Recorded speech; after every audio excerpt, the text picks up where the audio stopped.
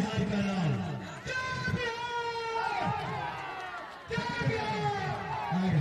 आइए आइए, आपके बीच प्रशांत किशोर जी का आगमन हो गया है। एक बार पुनः ताली बजा के, जोरदार ताली बजा के स्वागत कर दी। बाप रे बाप, आग पकड़ा आ गए बिहार को बदलने के लिए। सुनी आप लोग, ध्यान से सुनी और ले जाई अपना बाल बच्चा खातिर। आपके बीच आए पर प्रशांत किशोर जी, बदलेगा बिहार, बदलने वाले आ गए। जोरदार ताली बजा के स्वागत करिए।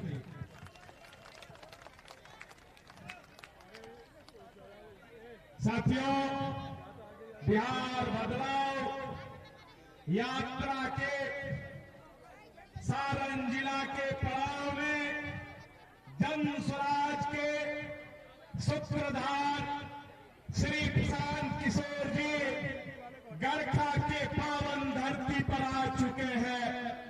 गरखा के वासियों, माता बहनों, बड़े बुजुर्ग, सभी सम्मानित जनता जनार्दन से जन स्वराज सारण जिला परिवार आपसे निवेदन करता है कि जन स्वराज के सूत्रधार श्री प्रशांत किशोर जी के लिए एक जोरदार ताली से स्वागत कीजिए। गरखा के धरती पर एक जोरदार स्वागत कीजिए। इसी आलोक में मैं यहाँ के अनुमंडल के अध्यक्ष अशोक गुप्ता जी से मैं आग्रह करूंगा कि 2 मिनट में अपनी बातों को रखें। श्री अशोक गुप्ता जी, बहुत सौभाग्य की बात है आज हमारे गरखा के धरती पर हमारे महामहिम सूत्रधार प्रशांत जी पधारे हैं। उनके लिए, बिहार के लिए एक नारा की जरूरत है। हम बोलेंगे जय बिहार, तो आप लोग बोलिएगा जय जय बिहार। जय बिहार, जय बिहार, जय बिहार। जनता का सुंदर राज, जन स्वराज, जन स्वराज, जनता का सुंदर राज। धन्यवाद, बहुत बहुत धन्यवाद अशोक गुप्ता जी को। अब आपके बीच हम यहाँ के हमारे मनोहर राम जी से मैं आग्रह करूंगा कि मनोहर राम जी जो युवा नेता है, मनोहर राम जी अपनी बातों को 2 शब्द में कहें। मनोहर राम जी। सभा की अध्यक्षता कर रहे हैं जन स्वराज पार्टी के जिला अध्यक्ष आदरणीय श्री बच्चा राय जी और जन स्वराज पार्टी के सूत्रधार आदरणीय श्री प्रशांत किशोर जी और मंचासीन और इस गरखा के विधानसभा क्षेत्र से आए हुए तमाम बड़े बुजुर्ग माता बहनों को मैं शहीद इम्तियाज के धरती पर मैं आप सभी का स्वागत और अभिनंदन करता हूँ। साथियों, आज हमारे प्रशांत किशोर जी लगभग 2-3 साल से पैदल यात्रा करके हम जैसे गरीब के बेटा को नेता बनाने का काम कर रहे हैं। और सब जो पार्टी है वो चमचा बनाती है। यही एक पार्टी हमारे आदरणीय प्रशांत किशोर जी के पार्टी जन स्वराज, जो कि गरीबों के बेटा को नेता बनाने का काम करती है। ज्यादा समय नहीं लेते हुए आप लोग से यही आग्रह करेंगे, अगर आप लोग चाहते हैं कि माता बहन किसान मजदूर छात्र नौजवानों को रोजी रोजगार मिले, अच्छा शिक्षा मिले, कम दर पर लोन मिले, किसानों को फसल से इनकम हो, तो आदरणीय श्री प्रशांत किशोर जी के हाथों के मजबूत करके बिहार को अग्रणी राज्यों में शामिल करने का कृपा करके आप सभी को पुनः धन्यवाद और अपनी बातों को समाप्त करता हूँ। बहुत बहुत धन्यवाद मनोहर जी का। अब अपने हमारे जन स्वराज के राज्य परिषद के साथी और बगल के पंचायत के मुखिया संपत राही जी को मैं आमंत्रित करता हूं। जन स्वराज के शुरुआती दिनों से संपत राही जी लगे हुए हैं। मैं संपत राही जी से आग्रह करूंगा कि अपनी बातों को रखें। श्री संपत राही जी। परम आदरणीय हमारे अध्यक्ष जी श्री बच्चा राय जी और हम लोगों का गार्जियन माननीय प्रशांत किशोर जी हम लोगों के बीच में गरखा की पावन धरती पर आए हुए हैं। तमाम लोगों से मैं आग्रह करता हूं कि ताली बजाकर इनको स्वागत करिए। मेरे मित्रों, आप लोग जानते हैं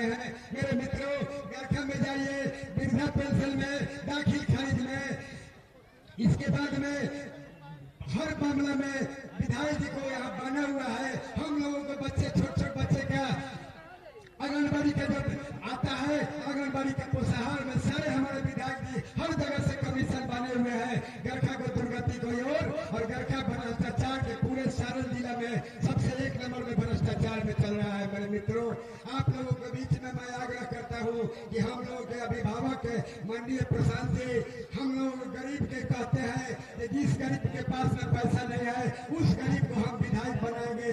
पूंजीपति का तो हर लोग कर देता है, लेकिन हमारे प्रशांत जी कहते हैं कि गरीब के बेटा को, हम गरीब के बेटा को विधायक बनाने का काम करेंगे। मित्रों और मेरे मित्रों, हमारे प्रशांत जी कहते हैं कि धनी मनी लोगों का बेटा तो इंग्लिश मीडियम स्कूल में पढ़ता है, लेकिन गरीब का बेटा खिचड़ी वाला स्कूल में पढ़ते हैं। हमारे प्रशांत जी कहते हैं कि जिस दिन हमारी सरकार बनेगी, गरीब का बेटा इंग्लिश मीडियम स्कूल में पढ़ेगा और उसका सारा खर्चा सरकार की तरफ से वहन किया जाएगा। मेरे मित्रों, हम लोग आप लोगों से आग्रह करते हैं कि नेता कहते हैं कि अरे जब गरीबों के जीने कोई जीना है, तुम लोगों के खून से महंगा मेरा पसीना है, फाटे पिराने चुखरे तुम ही लोगों को सीना है, क्योंकि गरीब के अंतिम लहू को चूस चूस कर पीना है, मुझे गरीबों के लिए जीना है। मेरे मित्रों, आप लोगों के बीच में मैं इतना ही कहकर समाप्त करते हैं। जय हिंद, जय भारत। बहुत बहुत धन्यवाद संपत राही जी को। अब हम आपके बीच जन स्वराज के सूत्रधार श्री प्रशांत किशोर जी से आग्रह करेंगे कि गरखा के धरती को वो आप संबोधित।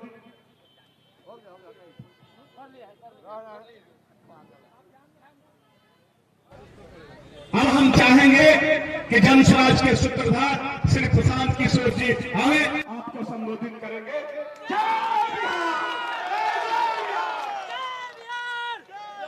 नमस्कार। इतना गर्मी है, इतना गर्मी मेरे बाद 2-3 घंटा से बैठल बनी। हम थोड़ा देरी से भी आए हैं, उसके लिए आपसे माफी चाहते हैं। एक बार गरखा की इस भूमि पर अपने माँ बाप की इस जमीन, अपने पुरखों की इस जमीन के सम्मान में हम लोग नारा लगाएंगे। मैं बोलूंगा जय बिहार, सबको पूरी ताकत से बोलना है जय जय बिहार, जय बिहार। गरखा के आदमी में हदने दम है यार, पूरी ताकत से बोलना है जय बिहार। नेता सब इतना खून चूस लिया है कि मुंह से आवाज भी नहीं निकल रहा। पूरा ताकत से बोलिए जय बिहार, जय बिहार। हमारा ही नाम है प्रशांत किशोर। हम नेता नहीं हैं, हम नेता ना हैं। रवा सब आइल बनी जाए सभा में इस समझ के कि कोई नया नेता आइल बड़न, वो सभा में कहेंगे कि भैया हमको वोट दे दो, हमारे पार्टी को जिता दो, हम आएंगे तो आपका नाली गली बना देंगे, आपको रोजगार दे देंगे, भ्रष्टाचार खत्म कर देंगे। हमारे भाई, हम वोट नहीं मांगते हैं और नाली गली भी नहीं बनवाते हैं, राशन कार्ड का राजनीति नहीं करते हैं, किसी का कोई मदद भी नहीं करते हैं, वोट नहीं मांगते। वोट काहे नहीं मांगते? ये भाई, वोट मांगने वाला तो हर 1-2 बरस पर कोई ना कोई आपके पास आता ही है। जो आया वही कहा हमरा के वोट दे दो, अब की हाली जीत के आई तो हर सब काम कर दे। यही बात सुन सुन के आप जीवन भर से वोट दिए जा रहे। 40-45 बरस तक आपने, हमने, सबने मिलके कांग्रेस का राज बनाया। फिर 15 बरस सब कोई मिलके हमने के लालू जी के राजा बनैनी जा। अभी 20 बरस से नीतीश बाबू कुर्सी पर बैठल बाड़ा। दिल्ली में हमने के मोदी जी के भी बैठा के देख लेनी जा। आपका और आपके बच्चों का जीवन नहीं सुधरा। तब आए हैं प्रशांत किशोर, आप हमारा बात सुनिएगा, हम पर भरोसा करके हमको वोट दीजिएगा। तो एकर का गारंटी बा कि जीतला के बाद हम धोखा ना करो? एकर का गारंटी बा भाई? वोट से पहले तो सब बढ़िया बतियावेला, वोट के बाद आपका गला काटता है। तो जैसे पहले के नेता लोग धोखा दिहल, तो प्रशांतो किशोर तो धोखा दे सकेला। यही से हम वोट मांगबे ना करें। लेकिन रउआ जो परेशानी में जियल तानी बदहाली में, अभी आपको अभी आपको 15 मिनट में एक रास्ता बताएंगे, गरीबी से निकलने का रास्ता। अगर आप उस रास्ते को सीख जाइए तो ओकरा बाद जकरा के मन होके ओकरा के वोट दे दी, वोट जकरा के मन होके ओकरा के दे दी। लेकिन जो अभी रास्ता बताई वैसे वोट दीजिएगा तो और कुछ हो या न हो, आप सभी के बच्चों के लिए बिहार में ही, गरखा छपरा में ही बढ़िया पढ़ाई और रोजगार का व्यवस्था निश्चित तौर पर हो जाएगा, निश्चित तौर पर हो जाए। अगर ना होई तो मुखिया जी के ना, विधायक का नहीं, सांसद का नहीं, अपना भाई अपना बेटा प्रशांत किशोर का गला पकड़िएगा। तब जिसको जिसको ये रास्ता सीखना है, अभी 15 मिनट में जिसको जिसको ये रास्ता समझना है उसको आपस में बात नहीं करना। अब आपस में बात नहीं के करे के बेनो नहीं के आके के बहुत गर्मी लागत आ रही, यही गर्मी में हमनी के बिहार के आपके घर का लड़का, आपके घर का सवांग इसी गर्मी में कहीं फैक्ट्री में अपना हड्डी गला रहा होगा। तो 15 मिनट अपना दिल और जुबान बंद करके अभी सुनिए, रास्ता सीखिए। एक बार अगर आप ये रास्ता सीख लीजिएगा तो आपका गरीबी से निकलने का रास्ता खुल जाएगा। अभी आपको दिखेगा कि आपके गरीबी का, बदहाली का कारण क्या है और इससे निकलने का उपाय, रास्ता क्या है। जिसको जिसको सीखना है, भाषण खत्म। जैसे रवाजाइला स्कूल में पढ़ाई होला वैसे ही यहाँ पर 3 सवाल आपसे पूछा जाएगा। 3 सवाल आपसे पूछेंगे, जो जहां बैठा है, खड़ा है, उसको जवाब देना है, हाँ या ना, जोर से बोलना है जब सवाल पूछेंगे तो। उसके बाद आपको गरीबी से निकलने का एक मंत्र सिखाएंगे, सब लोगों सीख के जाएगा और दिवाली और छठ के बाद गरीबी से निकलने का अपना रास्ता शुरू करेगा। तब जिसको जिसको सीखना है उसको सवाल का जवाब देना है। जब सवाल पूछी तो हाथ उठा के हाँ चाहे ना जोर से बोले के पड़ी। जितने लोग यहाँ आए हैं तनी सोच के बताई जा, आपके गांव पंचायत में और कुछ हो या न हो, आप सभी के बच्चों के लिए बढ़िया पढ़ाई और रोजगार का व्यवस्था होना चाहिए कि नहीं होना चाहिए। एक एक आदमी के हाथ उठे के चाहिए, हर आदमी का हाथ उठना चाहिए और हाथ उठाकर बताइए होना चाहिए कि नहीं होना चाहिए। भाई जोर से बोलो, होना चाहिए कि नहीं होना चाहिए। मुंह खोल के जोर से बोलना है, होना चाहिए कि नहीं होना चाहिए। होना चाहिए। देखिए गरखा के आदमी कितना समझदार बा, इतना कष्ट में रुआ जियता नहीं, लेकिन सबको ये समझ है कि अगर आपके बाल बच्चा को बढ़िया पढ़ाई और रोजगार हो जाए तो कोई मुखिया बने, कोई विधायक बने, लालू बने, नीतीश बने, मोदी बने कि प्रशांत किशोर बने, अगर आपके बच्चे को पढ़ाई या रोजगार हो जाए तो सब काम बन जाए, जीवन सुधर जाए। नाली गली बनो चाहे मत बनो, अनाज मिलो चाहे ना मिलो, अगर सबके रोजगार पढ़ाई हो जाए तो जीवन सुधर जाए। इतना बात आप सबको बुझा रहा है, हम नहीं सिखाए। आप चाहे पढ़े लिखे हैं या अनपढ़, हिंदू हैं या मुसलमान, अगड़े हैं या पिछड़े, महिला हैं या पुरुष, सब ने कहा है कि न भैया पढ़ाई या रोजगार तो होना ही चाहिए। तो अब आपको 1 मिनट में दिखाते हैं आपके बर्बादी का कारण, आपके गरीबी बदहाली का कारण क्या है। अभी अपने आंख के सामने देखिए। सब आदमी एक बार अपने अपने बच्चों का चेहरा याद कर लीजिए। हर आदमी अपने अपने बच्चे का चेहरा याद कीजिए और अपने बच्चों के नाम पर ईमानदारी से एक बार बताइए, आप में से किसने जीवन में एक बार भी अपने बच्चों के पढ़ाई रोजगार के लिए वोट दिया है? जे अपना लड़कन के पढ़ाई रोजगार खातिर वोट देले बा उहे हाथ उठाई। देखिए अपना अपना जनता के हालत देख ली। अभी कितना होशियार बन के बोलनी है, इतना विद्वान इजा लोग बा गांव में बैठ के भर भर दिन राजनीति बतियावता। आपने कितना जोर से कहा है ए भैया पढ़ाई या रोजगार होके के चाहिए। यहाँ बैठ के आप नेता को गाली दे रहे हैं, कोई अफसर को दोष दे रहा है, कोई लालू को, कोई नीतीश को, कहता है नेता हमको ठग लिया। अरे भाई आपने तो अपने बच्चों के पढ़ाई रोजगार के लिए आज तक वोटे नहीं दिया, तो दूसरे को दोष क्यों देते हो? अब कोई खड़ा होके कहेगा कि ए भैया हमनी से तो पढ़ाई रोजगार खातिर कोई वोट मांगे अबे ना कोई। एकर का गारंटी बा कि पढ़ाई रोजगार खातिर वोट दिहल जाए तो मिल जाए? वोट के करा के दिया हो। अभी आपको 2 मिनट में जादू दिखाएंगे कि आप वोट चाहे किसी को दे दीजिए, आपके बच्चे को पढ़ाई रोजगार मिलेगा ही मिलेगा। हमारे बात पर भरोसा मत कीजिए, अपने आंख से देखिए। सब आदमी दूसरे सवाल का जवाब देगा। 3 गो सवाल पूछाई, अभी दूसरा का बारी है। सोच के बताई जा, आज तक आपने जिस नेता को दल को वोट दिया, उन नेताओं ने आपके और आपके बच्चों का काम किया है कि नहीं किया है? हथवा उठा के बतावे कि बात कैले बांध जा कि नहीं खन जा कैले। हाथ उठाइए और बताइए, तबे आगे बात बढ़ी।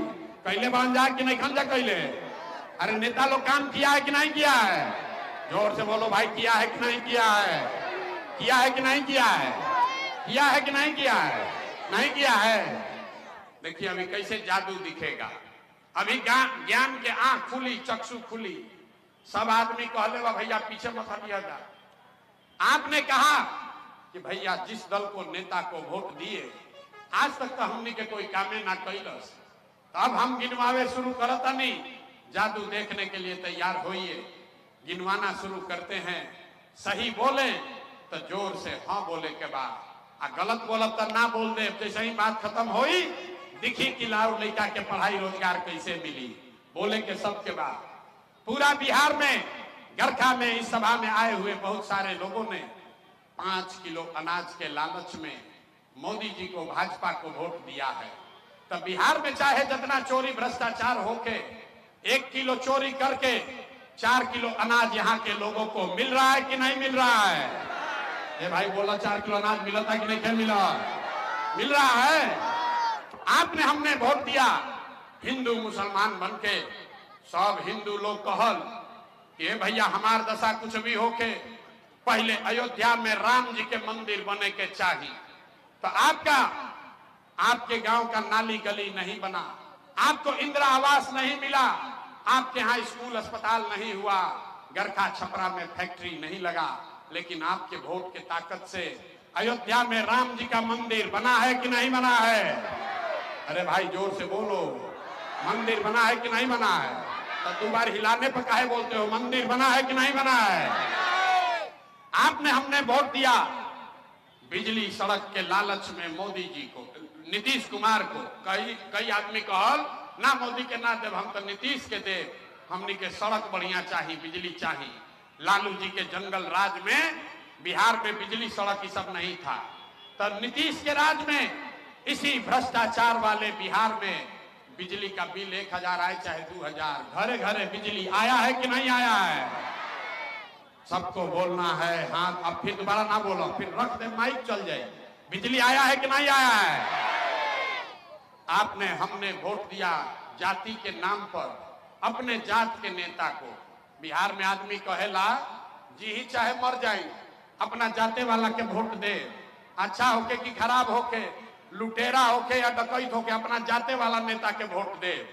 तो भैया आपके जात के नेता ने आपके बच्चों के लिए पढ़ाई रोजगार का जुगाड़ नहीं किया, पढ़ाई का बात नहीं किया, रोजगार का बात नहीं किया, लेकिन जाति का बात और जाति का गिनती, जनगणना पूरा बिहार में, देश में सबसे पहले हुआ है कि नहीं हुआ है? जाति के जनगणना हुआ है कि नहीं हुआ है? जो खड़ा बार उनको जवाब देवे के बाहर, अरे जाति का जनगणना हुआ है कि नहीं हुआ है? आपने हमने वोट दिया सिलेंडर के लालच में मोदी जी को, तो सिलेंडर पर खाना बनावल जाए, तो सिलेंडर के दाम 1000 हो कि 1200, घरे घरे सिलेंडर बटा है कि नहीं बटा है? अरे मोदी जितना प्रचार करता हूं, सिलेंडर बटल बा कि नहीं? क्या बटल? 2 बार 3 बार समझा चुके। जब सवाल पूछते हैं हाँ या ना बोलिए, सिलेंडर बटा है कि नहीं बटा है? आपने हमने वोट दिया मोदी जी का भाषण कहानी सुन के, ये भाई मोदी गुजरात में बड़ा विकास कैले बाड़न, यही से वोट दियाओ कि बिहारों में विकास होई। तो मोदी गुजरात में तो विकास कर रहे हैं, पूरा देश का पैसा ले जाके गुजरात के गांव गांव में फैक्ट्री लगा रहे हैं, और बिहार से, छपरा से, गरखा से आपके हमारे बच्चे गुजरात में जाकर नौकरी मजदूरी कर रहे हैं कि नहीं कर रहे हैं? भाई तो कौना बात पर वोट देनी जाता ना मिल, अभी तो कहल सब आदमी के भैया कुछो ना मिल। हम गिनवावत नहीं तो आदमी कहता कि ना भैया अनजवा तो मिलते बा, बिजली आइए गई, जात के चर्चा चलते बा, सिलेंडर घरे घर बटाइले बा, आ गुजरात में जाके बाल बच्चा मजदूर बनिए गई बड़ा। अरे भाई यही जादू है, बोगे बबूल तो आम कहां से खाओगे। जिस बात के लिए भी वोट दिया है आपने, चाहे लालू को दिया या नीतीश को, मोदी को दिया या कांग्रेस को, वो चीज आपको मिल रही है। आपने अनाज के लिए वोट दिया, अनाज मिल रहा है। आपने अयोध्या में मंदिर के लिए वोट दिया, मंदिर बना है। आपने सिलेंडर के लिए वोट दिया, सिलेंडर बटा है। आपने बिजली के लिए वोट दिया, बिजली आई है। आपने गुजरात के विकास के लिए वोट दिया, गुजरात में फैक्ट्री लगा है। आपने अपने बच्चों के नाम पर कहा कि आज तक जीवन में अपने बच्चों के पढ़ाई रोजगार के लिए वोट नहीं दिए, इसीलिए बिहार भर के बच्चे अनपढ़ और मजदूर है। यही बात बताने आए हैं, यही जादू दिखाते हैं, यह जादू दिखाईला। भैया वोट कोई के दो, जो ना चीज खाती वोट देब तू मिलबे करी। सिलेंडर खाती वोट देब तो सिलेंडर मिली, अब पढ़ाई खाती वोट देब तो पढ़ाई मिली। यही बताने आए। अगर हाथ गांव गांव में जाकर लोगों को हाथ जोड़ते हैं, एक ही चीज बताते हैं कि अगर आप अपने बच्चों का चिंता नहीं करोगे, अगर रउआ अपन लइकन के चिंता ना करो तो आपके बच्चे का चिंता दुनिया में कोई नहीं करेगा। काहे करेगा? जब आपको अपने बच्चे का चिंता नहीं है तो लालू, नीतीश, मोदी, प्रशांत किशोर आपके बच्चे का चिंता क्यों करेगा? अब अभी आपको दिखाते हैं आपके बर्बादी बदहाली का असली कारण। अब फिर गरीबी से निकलने का सबको मंत्र सीख कर जाना है। अंतिम सवाल का जवाब दीजिए, और कुछ हो या न हो, जितने लोग आए हैं आपको अपने बच्चों की चिंता है कि नहीं है? हाथ उठाकर बताना है, अपने बच्चों की चिंता है कि नहीं है? जोर से बताओ भाई, जोर से बताना है अपने बच्चों के लिए। बच्चों की चिंता है कि नहीं है? है? हम सामने से कह रहे हैं, सबका सब झूठ बोल रहा है। पूरा गरखा का हजारों आदमी सब झूठ बोल रहे हैं। आपने कहा कि भैया हमको हमारे बच्चों की चिंता है, अभी 1 मिनट में दूध का दूध, पानी का पानी हो जाएगा। हम 5000 गांव में पैदल गइल बानी, आज आपके गांव में आए हैं। रास्ता में अगर 100 गो बच्चा मिला है, 100 गो बच्चा अगर मिलना, रउआ घर के, परिवार के, समाज के, रउआ गांव के अगर 100 बच्चा मिला है, आधे से ज्यादा आपके बच्चों के शरीर पर शुद्ध कपड़ा नहीं है। इस गर्मी में आप देख लीजिए, जितना बच्चा यहाँ छोटा बैठा होगा, ज्यादातर बच्चों के पैर में 50 रुपया का हवाई चप्पल भी नहीं है। रास्ता में हम पूछते हैं, ए भैया अपना बच्चा का क्या हाल किए हो, कपड़ा काहे नहीं पहनाते हो, चप्पल क्यों नहीं खरीदते हो? आदमी कहता, ए भैया इतना गरीब बानी, ए महंगाई के जमाना में कैसे करी, कहां से कपड़ा लाई, कहां से चप्पल पहनाई, कहां से खिलाई। मेरे भाई अभी हाथ क्यों उठवाते हैं, अभी दिखेगा। मेरे भाई, जिन नेताओं ने, जिस व्यवस्था ने आपको इतना गरीब और बदहाल बना दिया कि आपके बच्चों के शरीर पर कपड़ा नहीं, पैर में चप्पल नहीं, खाने के लिए भरपेट भोजन नहीं, पढ़ने के लिए अच्छा विद्यालय नहीं, आपका बच्चा बीमार पड़ता है तो दवा डॉक्टर अस्पताल नहीं, वही नेता अभी 4 महीना के बाद आएगा आपके गांव में, आपके पंचायत में वोट मांगने। तो जितना लोग अभी हाथ उठाए थे, एक एक आदमी जाति के नाम पर 500 रुपया के लालच में मुर्गा भात खा के, लालू के डर से, भाजपा के डर से लालू का नारा लगाकर जो हाथ अभी उठाए थे, इसी हाथ से अपने बच्चों को का जीवन बर्बाद करने वालों को वोट दबा के राजा बनाओगे। और अभी कहता है कि बच्चों के लिए हमको चिंता। अरे भाई, अगर अपने बच्चों के लिए झूठ बोल रहे हैं तो आपके बच्चे नहीं भोगेंगे तो कौन भोगेगा? बच्चों की चिंता क्या होती है, अगर सीखे के बाद एक बार लालू जी को देखिए। लालू जी को अपने बच्चे का चिंता है। लालू जी का लड़का 9वां पास नहीं किया, लालू जी के लड़का 9वां पास नहीं थे कैले, लेकिन लालू जी के अपना लड़का के चिंता बा। लालू जी कहते हैं कि हमारा लड़का बिहार का राजा बनेगा। हम ये बात कहता नहीं तो कुछ आदमी के बुझाता कि हम लालू जी के शिकायत करता नहीं ना, हम तो लालू जी के बिहार में घूम घूम के तारीफ करता नहीं। लालू जी इतने अच्छे बाप हैं, लड़का 9वां नहीं पास किया लेकिन चाहते हैं कि हमारा लड़का बिहार का राजा बने। आप अपना दशा देखिए, राहुल लड़का मैट्रिक पास कर ले लो, आईए बीए कर लिया, उसको चपरासी का भी नौकरी नहीं मिला, लेकिन आपको उसका कोई चिंता नहीं। आप जात का झंडा उठाकर घूम रहे हैं। अभी गांव में चलिए, आदमी दिन भर बतियावता लालू जीती हम की मोदी जीती हम, जमसुराज जीती की राहुल गांधी जीती हम। कोई ये नहीं सोच रहा है कि हमारे बच्चों का क्या होगा, कैसे दशा सुधरी। रवा बताएं। आदमी कहता है कि भैया हमनी के पास विकल्प ना रहे, अब आप आ गए हैं, आप आगे आगे चलिए, हम लोग सब आपका मदद करेंगे, आप बिहार को सुधारिए, हम लोग को मदद कीजिए, हम आपको हाथ जोड़ते हैं, हमको आपका मदद नहीं चाहिए, आप हमारा मदद क्या कीजिएगा। आप वो लोग हैं जो अपने बच्चों का मदद करने के लिए नहीं खड़ा हुए, तब प्रशांत किशोर का भाषण सुन के आप सुधरने वाले हैं। अरे बिहार के आदमी को सुधरना ही नहीं है।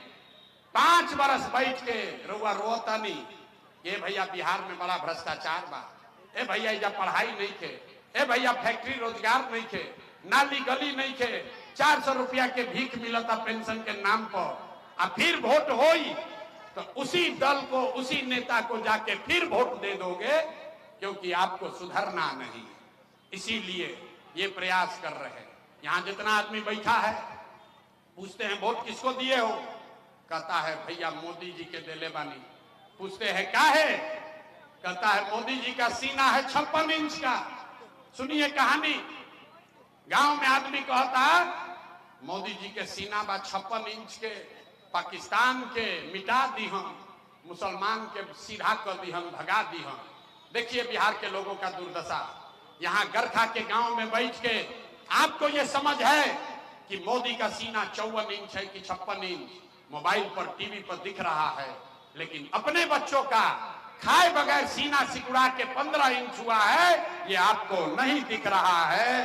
तो भैया तुम्हारा बच्चे का जीवन कैसे बदले, कैसे बदली। इसीलिए ये रास्ता सिखा रहे हैं। अब सब लोग इससे निकलने का रास्ता सीखेगा। 2 संकल्प सबको लेना है।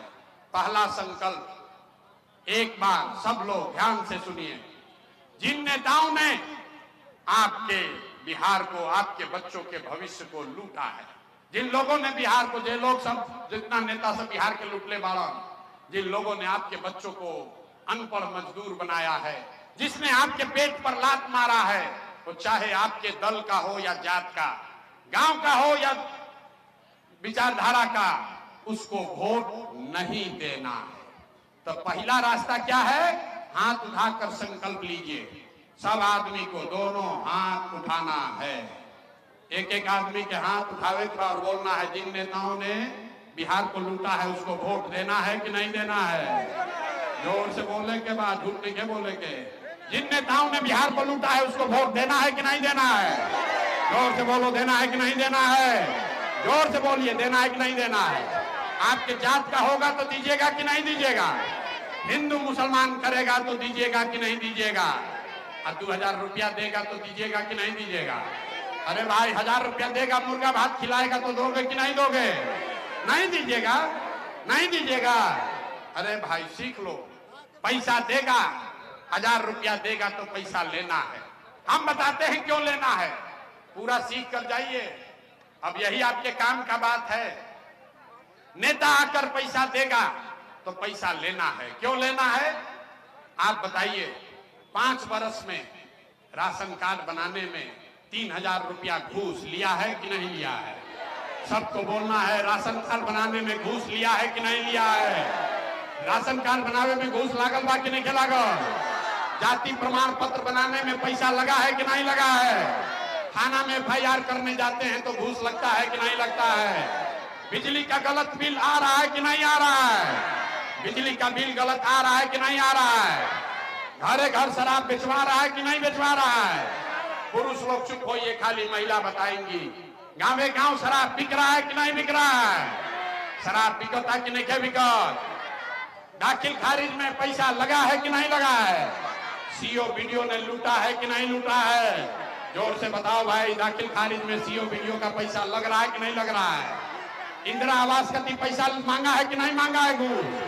अरे तो हम ही लोग का पैसा लूट के रखा है और उसमें से 1000 रुपया ला के देगा तो हम लोग वापस नहीं लेंगे? ले लेंगे। पैसा लेना है क्योंकि आप ही का पैसा है, लेकिन पैसा लेने के बाद एक संकल्प, एक मंत्र, गरीबी से निकलने का मंत्र सीखना है और उसी को याद रखना है। अगली बार वोट, अगला बार वोट किसी नेता के लिए नहीं, किसी दल के लिए नहीं, जाति के लिए नहीं, हिंदू मुसलमान के लिए नहीं, नाली गली के लिए नहीं, 5 किलो अनाज के लिए नहीं, सिलेंडर के लिए नहीं, जाति और बिजली फनी के लिए नहीं। अगली बार वोट लालू नीतीश मोदी को नहीं, प्रशांत किशोर को भी नहीं। अगली बार वोट अपने अपने बच्चों के लिए देना है, अपने बच्चों के शिक्षा और रोजगार के लिए देना है। देना है कि नहीं देना है? ताली नहीं बजाना है, हाथ उठाकर संकल्प लेना है। सबको दोनों हाथ उठाकर संकल्प लेना है। अपने बच्चों के लिए वोट देना है कि नहीं देना है? अपने बच्चों के शिक्षा और रोजगार के लिए वोट देवे के बाद कि नहीं देवे के? अपना लइकन खाती कि नेता के लइका खाती? अपने बच्चों के लिए कि जात के लिए? जोर से बोलो, जात के लिए वोट देना है कि अपने बच्चों के लिए वोट देना है? 5 किलो अनाज के लिए वोट देना है कि अपने बच्चों के लिए वोट देना है? 5 किलो अनाज चाहिए कि रोजगार चाहिए? तो अगर आपने झूठा संकल्प नहीं लिया है तब हमसे लिख के ले लीजिए, हमरा से लिख के ले ली। इस बार जब आप दिवाली और छठ मनाइएगा, अब 5 मिनट और, इस बार जब आप दिवाली और छठ मनाइएगा तो आपके जीवन का, आपके बदहाली, गरीबी का, बिहार के बदहाली का ये अंतिम दिवाली और छठ होने जा रहा है। क्योंकि इस बार जब छठ के बाद अगर आपने अपने बच्चों के लिए वोट दिया तो इस बार लालू नीतीश मोदी का, प्रशांत किशोर का राज नहीं, आपके बच्चों का राज बनेगा, जनता का राज आएगा। और इसका 3 गो संकल्प है। जनता का राज में क्या काम होगा अभी जनता तय करेगी। तो रउआ सबके बतावे के बाद इसका पहला संकल्प है कि नाली गली बनो चाहे मत बनो, स्कूल अस्पताल जब सुधरी तब सुधरी। सब लोग समझ लीजिए, नाली गली बने चाहे मत बने, स्कूल अस्पताल जब सुधरेगा तब सुधरेगा। लेकिन साल भर के अंदर जितना आपके घर का जवान लड़का गया है बाहर मजदूरी करने, आपका पति बेटा सवांग जो बाहर गया है मजदूरी करने, जो बच्चे यहाँ बेरोजगार बैठे हैं, उसको नौकरी हो या न हो, लेकिन सबके लिए कम से कम 10 से 15 हजार रुपया के रोजी रोजगार का व्यवस्था यही बिहार में करके दिया जाएगा। होके के चाहिए कि ना होके के चाहिए? हाथवा उठा के बोले के बाद होना चाहिए कि नहीं होना चाहिए? अरे बच्चा सब बोरा उठा रहा है, हाथ तो उठाओ भाई। आपके बच्चों के लिए यहाँ रोजगार होना चाहिए कि नहीं होना चाहिए? ये काम होके के चाहिए ना? तो सब लोग अब यहाँ से जब घरे जाइए तो अपना अपना सवांग के फोन करके, अपना बेटा के पति के फोन करके बता दी कि बचवा अब की हाली जब छठ में घरे आइब, याद रखिए, अब की हाली छठ में घरे आइब तो फिर 10-15 हजार रुपया के मजदूरी खाती अब बिहार और घर छोड़कर बाहर नहीं जाना पड़ेगा। होना चाहिए कि नहीं होना चाहिए? सब लोग बताइए, होके के चाहिए कि ना होके के चाहिए? हमनी के नाली गली के बगैर काम चल जाए, सबके सवांग के 10-15 हजार के रोजगार हो जाओ तो काम चल, ठीक बा ना भाई? ठीक है ना? होना चाहिए ना? दूसरा संकल्प, जिसका घर में 60 वर्ष से ज्यादा का कोई वृद्ध महिला पुरुष रहता है, जेकरा घर में 60 वर्ष से ज्यादा के कोई आदमी रहता, नीतीश कुमार उसको 400 रुपया दे रहा है भीख। इस महंगाई के जमाना में 400 रुपया आदमी रोड पर भिखार बैठी तो ज्यादा मिली। इसलिए तय हुआ कि छठ के बाद कार्तिक में, दिसंबर कार्तिक भइल ना, कार्तिक से अब की हाली 60 वर्ष से ज्यादा उम्र के हर महिला पुरुष के 400 रुपया ना 2000 रुपया महीना पेंशन जरूर कर दिहल जाए। होना चाहिए कि नहीं होना चाहिए? होके चाहिए।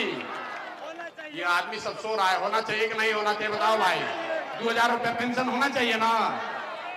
अब तीसरा रास्ता गरीबी खत्म करने का, दूगो बात हो गई, 10 से 15 हजार के रोजगार हो जाओ, जे बूढ़ा बा ओकरा 2000 पेंशन हो जाओ। एक बात और बचल, जिसका बच्चा, गरीब का बच्चा जो 15 साल से कम उम्र का है, गरीब का बच्चा जाता है पढ़ने, वो पढ़ता नहीं है, वो खिचड़ी खाता घर चल आवता। तो तय हुआ कि इस बार जब आपका राज बनेगा तो गरीब को ये अवसर है, आप अपने बच्चे को प्राइवेट अंग्रेजी स्कूल में भेजिए, स्कूल के फीस सरकार के ओर से भरल जाई, ताकि गरीब से गरीब का बच्चा भी अंग्रेजी स्कूल में पढ़ सके। होना चाहिए कि नहीं होना चाहिए? जोर से बताओ भाई, होना चाहिए कि नहीं होना चाहिए? अब 2 मिनट रह गया, अब सोच के बताइए, 5 किलो अनाज वाला राज चाहिए कि रोजगार वाला राज चाहिए? जोर से बोलना है, 5 किलो अनाज चाहिए कि रोजगार चाहिए? लइकन खातिर बढ़िया पढ़ाई चाहिए कि जात के नेता चाहिए? जात चाहिए कि पढ़ाई चाहिए? लालू नीतीश मोदी का राज चाहिए कि जनता का राज चाहिए? ए भाई, जिसको लालू चाहिए लालू बोलो, जरा मोदी चाहिए मोदी बोलो भाई। झूठ बोलिएगा पकड़ा जाइएगा। फिर से सोच के बोलिए, लालू नीतीश मोदी का राज की जनता का राज? हाथ उठाकर बोलना है, झूठ मत बोलिए। लालू नीतीश मोदी का राज की जनता का राज? जनता का राज होगा ना भाई? अपने बच्चों के लिए वोट दीजिएगा तो जनता का राज होगा। झूठ नहीं ना बोले हैं? झूठ नहीं ना बोले हैं? तो नीतीश कुमार तो गई लो। ए भाई, नीतीश कुमार रहियन की जई हम सबके बोले के बाद लइकन के वोट दिया तो नीतीश कुमार रहियन की जई हम। जोर से बोलो, नीतीश कुमार रहेंगे कि जाएंगे? नीतीश कुमार को रखना है कि हटाना है? आवाज नहीं आया। नीतीश कुमार को रखना है कि हटाना है? बोले कि यहाँ बिहार का आदमी सुधरेगा नहीं। जोर से बोलिए, नीतीश कुमार को रखना है कि हटाना है? जोर से बोलिए, नीतीश को रखना है कि हटाना है? नीतीश कुमार को रखना है कि हटाना है? तो नीतीश कुमार तो गईलन ना, रहियन की जई हम, रहियन की जई हम, गईलन। अब मोदी आके कहियन कि हमनी के वोट दे दो नीतीश कुमार के, तो दे दी जाई। मोदी आकर कहेंगे तो वोट देंगे? क्यों नहीं देंगे? समझ लीजिए। आप बताइए, वोट बिहार का तो फैक्ट्री बिहार में लागे के चाहिए कि गुजरात में? सबको बताना है, सीखिए। वोट बिहार का तो वोट आपका बिहार में, तो फैक्ट्री बिहार में लगना चाहिए कि गुजरात में? वोट बिहार का तो फैक्ट्री बिहार में कि गुजरात में? आवाज नहीं आया। फैक्ट्री बिहार में कि गुजरात में? तो 15 बरिस से मोदी के वोट देता नहीं जा। मोदी वोट फैक्ट्री कहां लगाए, बिहार में कि गुजरात में? मोदी फैक्ट्री कहां लगाए? जोर से बोलिए, मोदी फैक्ट्री कहां लगाए? मोदी फैक्ट्री कहां लगाए? हमने के वोट दिया जाए मोदी के? हाथ उठाकर बताइए, मोदी को वोट दीजिएगा? मोदी को वोट दोगे भाई? फैक्ट्री हम लोग को गुजरात में नहीं चाहिए, बिहार में चाहिए। चाहिए कि नहीं चाहिए? तब लोग नीतीश के हटा देनी, मोदी के बात मानम ना, तो नीतीश कुमार गई साफ। अब चलते हाथ उठा के नीतीश कुमार के टाटा बोलिए तो। नीतीश कुमार को टाटा भाई भाई बोलिए सबके बोले के बाद। नीतीश कुमार गईलन ना भाई? अरे नीतीश कुमार गईलन की ना? जोर से बोलिए, गईलन की ना? गईलन। नीतीश कुमार के छुट्टी हो गया ना? तो नीतीश मोदी गईलन तब बच गए लालू जी। तो लालू के ललटेन वाला जंगल राज चाहिए। अरे भाई, लालू का ललटेन चाहिए, अपहरण रंगदारी चाहिए। पहले जाई बैठ के इतना आदमी भाषण करता नहीं जा। लालू के राज रहे 6 बजे आदमी डर के मारे भागत रहे।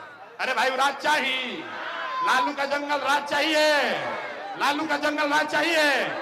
तो लालू नीतीश मोदी तीनों गए तो बच गई जनता। तब बिहार में लालू नीतीश मोदी का राज नहीं चाहिए, जनता का राज चाहिए। हम लोग को अपने बच्चों के लिए शिक्षा और रोजगार चाहिए कि ना चाहिए? चाहिए कि ना चाहिए? एक बार तुम हाथ उठा के पूरा ताकत से बोलिए, जय बिहार। ना मजा नहीं आया? जय बिहार, जय बिहार। आदमी सब सुन के कहता, ए भैया इतना बढ़िया बढ़िया बतियावता, अपना खातिर क्या चाहता? कुछ आदमी सोचता कि आई बालन विधायक मंत्री बने, मुख्यमंत्री बने आई बालन। दे भाई, आप हमको नहीं जानते, रउआ हमरा के नहीं जाना। हम इतना छोटा सपना लेकर पैदा नहीं हुए। हमारे दादा बैलगाड़ी चलाते थे, बिहार में मजदूर थे। बाबूजी हमारे सरकारी डॉक्टर थे। इतना छोटा सपना लेकर पैदा नहीं हुए हैं। एगो दुगो नहीं, 12 गो मुख्यमंत्री को बनाने में कंधा लगाए हैं। लेकिन इतना पसीना इसलिए बहा रहे हैं, ये मेहनत इसलिए कर रहे हैं कि ये सपना लेकर आए हैं कि एक ऐसा भी दिन आए, मेरे जीवन काल में, आपके जीवन काल में एक ऐसा भी दिन आए जब हरियाणा, पंजाब से, महाराष्ट्र, गुजरात से लोग बिहार में नौकरी मजदूरी करने आए, तब मानेंगे कि बिहार में विकास हुआ। होके के चाहिए कि ना होके के चाहिए? होके के चाहिए।